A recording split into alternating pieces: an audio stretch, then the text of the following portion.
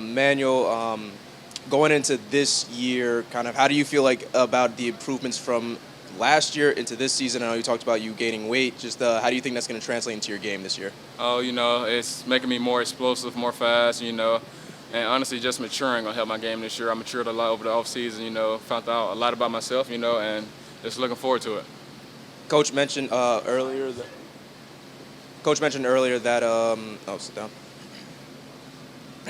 Coach mentioned earlier that this team is not ready yet, but it's getting to that point. How do you feel about the defense, how it's come along, especially in the secondary? Oh yeah, it's all about second days. We're getting where we want to be. We're not where we want to be right now, but we're getting there, and that's gonna take time and a lot of practice.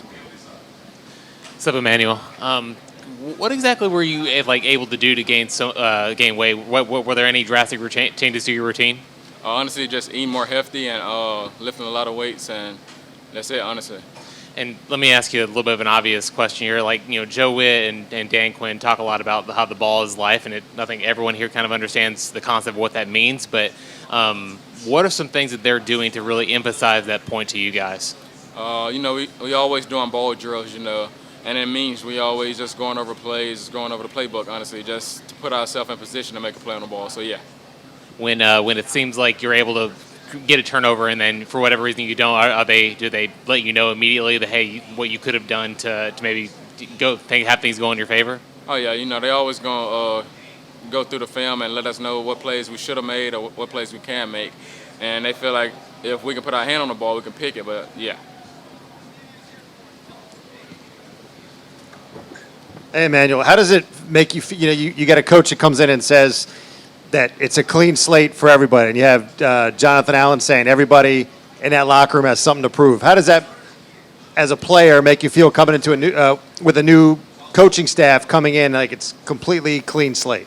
Yeah, because so I have to prove that I'm worthy to play for these coaches. They didn't draft me, and just like you said, everybody in the locker room feel like they have something to prove and feel like we have a lot of talent, so we just got to put it to use. So yeah.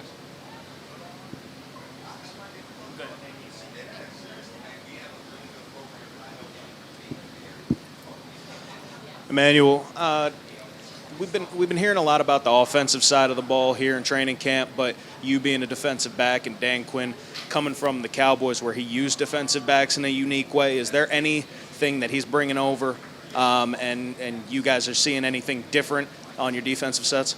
I would say, honestly, just we're getting a lot of pressure on our quarterback. So offensive D-line, they go at it every day, and that helps out the secondary a lot. And just we're playing fast in the secondary and just looking to make plays on the ball.